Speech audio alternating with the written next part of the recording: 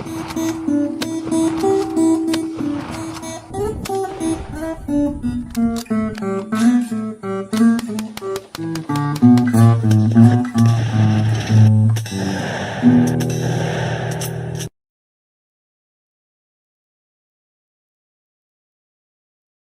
there, people of the internet. This right here is a Yugoslavian 2447. Made a ton of videos about this thing, brought it to the range multiple times. Had a little trouble whenever I had first gotten it, but it has definitely, it's definitely turned into quite the good little shooter.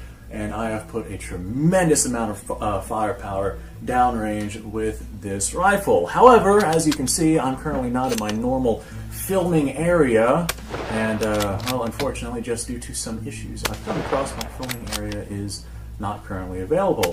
So all that being said, if you want to help support, Patreon, Utreon, links in the description. I got some merch, or you could donate from the merch page, or you could just like, subscribe, share. I'm trying to get the subscription numbers up on this YouTube channel, so all that would definitely be enough. So this Yugo Mauser, I think I paid like $500 for it. It was more like $400, but it came out to be about $500 after I had finished all the work on this thing that I needed to do in order to get it up and running.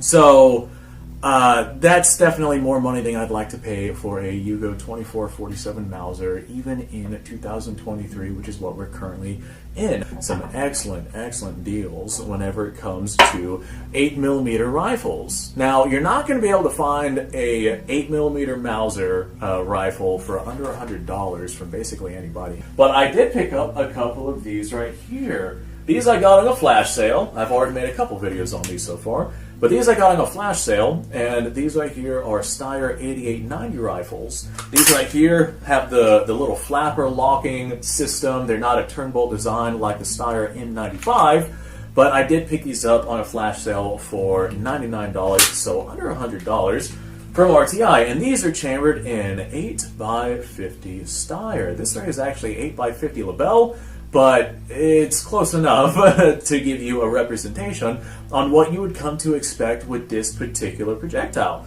Now, it's not exactly an absolute powerhouse of a cartridge, but it's also not exactly an intermediate cartridge either. Back whenever these right here were being designed, it was right as smokeless powder was becoming available, a little bit, a few years after it was invented, and right as it was becoming available for numerous different countries. And these rifles right here were actually designed for a black powder system in an 8x52 black powder cartridge. However, in 1890, they decided to update these to a semi-smokeless powder 8x50 cartridge. Of course, the platform itself is not necessarily all that strong, and it's not really made for the pressures that the 8x50 were to generate. So that's one of the main reasons why they ended up going with a turnbolt design in the Steyr M95, which is the rifle that essentially replaced this particular system. I've already made unboxing videos about the Steyr 8890s that I have here. I've actually got more than one. I've made unboxing videos on these, and they should be up on the channel by the time that you're viewing these. So if you want to see the actual unboxing of these rifles, go ahead and go check those out. One of the main issues with buying dirt cheap military surplus firearms is, well, depending on who it is that you get them from, they could oftentimes be damaged or non-functional or have some sort of issue. Like, for example, this particular one has some destroyed wood on it. That's not really a deal breaker for me for a $100 rifle, especially because this one right here is currently in functioning order and it has a good bore inside of it, so I know it's going to be accurate. Now, whenever I did get this one, the bolt was not functional. There was an issue with the firing pin system on the inside. The firing pin had actually broken, and as a result, the piece of firing pin was like inside the bolt itself, and the bolt wasn't able to close home. So I did have to get in there and work it out, and that's just the nature of the beast whenever you're getting military surplus firearms, especially if you're going to get dirt cheap ones. This one is missing an extractor, so in order to extract a cartridge, I either need a screwdriver or I got to stick something down the barrel to knock that spent casing out. Not really a deal breaker for me either. one of the biggest issues with this type of rifle is that the ammunition is basically not available. I have ammunition which I converted from 7.62 by 54 rimmed brass, which is easy enough to do. And if you're a reloader, then a rifle like this is absolutely no problem at all. Whenever I load ammunition for these rifles, just the 8x50 cartridge in general, I typically undercharge my ammunition because the firearms that fire these are incredibly old. So whenever it comes to getting these old guns, those right there are pretty much going to be the main cons, but there are plenty of pros. Don't let those things discourage you from picking up one of these rifles, especially at the price points that they're currently being sold at. Some of the pros about these right here, one of the big ones is just the sheer amount of history behind these rifles, and the fact that these rifles were basically not available on the United States market up until the importation of them from Ethiopia. These right here are a really good example to get the predecessor to the Steyr M95.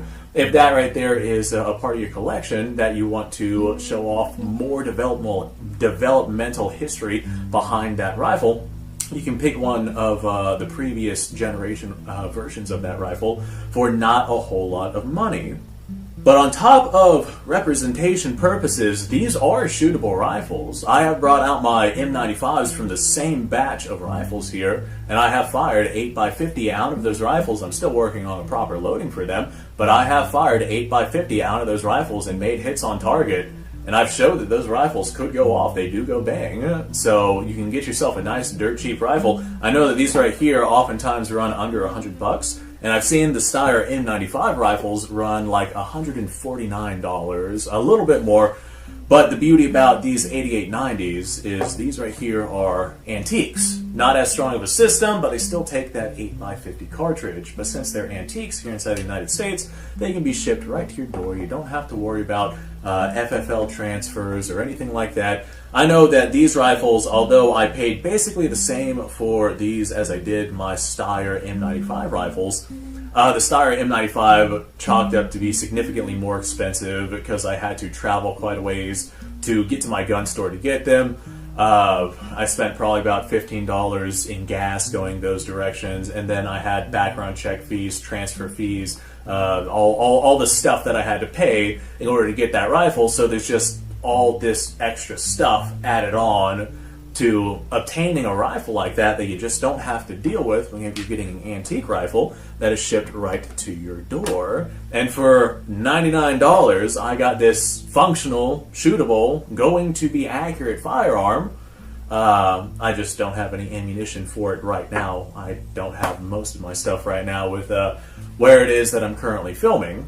But this right here is another really good example of a dirt cheap military surplus rifle that you can still get in 2023. Everybody's been telling me for years that the military surplus market is dead, and I don't think we'll see cheap Mosins, Mausers, and Enfields again, but we will see other versions of other rifles come out onto the market that are less desirable that are going to be dirt cheap. Like, for example, the last video I made about a $99 Milsurp rifle from RTI was the Carcano rifle, the 1891 underfolding bayonet cavalry Carcano rifle, chambered in 6.5 Carcano. 6.5 Carcano is a round that is still made to this day, but it's hard to find and it is expensive, and shooting that one can still be kind of a hassle, and that's one of the reasons why those are so cheap. And that's one of the reasons why these are so cheap, because the ammunition for them can be hard to find. And whenever you do find them, odds are it's just going to be brass converted from some other cartridge, and you're going to have to be able to reload it. So pros and cons for each of these systems, but I think that there are way more pros for getting yourself a platform like this in comparison to cons. We may even see companies start to reduce 8x50 just because of the sheer numbers of these rifles that are currently being imported into the country that are chambered in 8x50. And once these rifles dry up, and they will inevitably dry up, that's how surplus, operates. You have the rifles, and then you don't have the rifles because they're not making them anymore. And once that pile of surplus stuff being brought in dries up, then these right here are going to dramatically jump in cost. And they're going to diminishing availability, and the only people who will be selling them will be people on the private market And so as a result of that, the private market is going to determine the cost, and I can basically guarantee that they're going to be more than $99. But this right here is, in fact, a $99 military surplus firearm that you can get in 2023. I got not just one, but two of them. Hooray!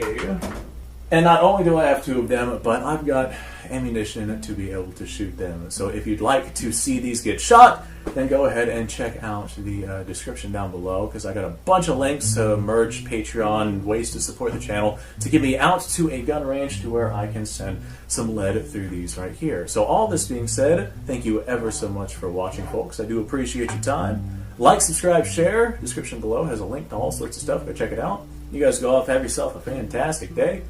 I will see you guys on the next episode.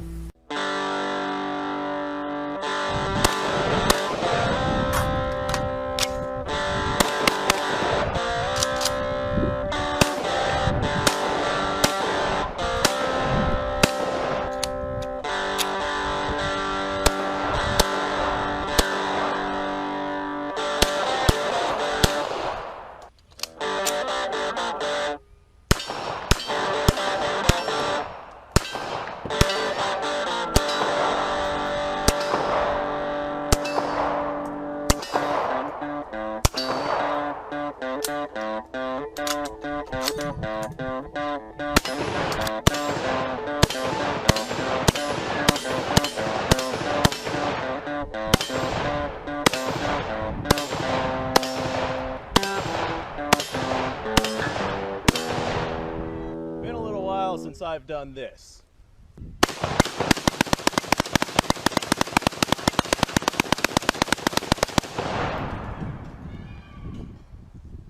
Bonnie and Clyde be damned.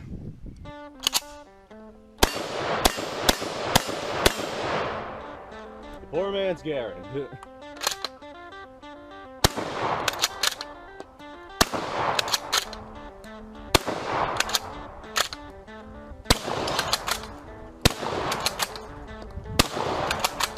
It's a shame that bolt-action shotguns aren't more mainstream.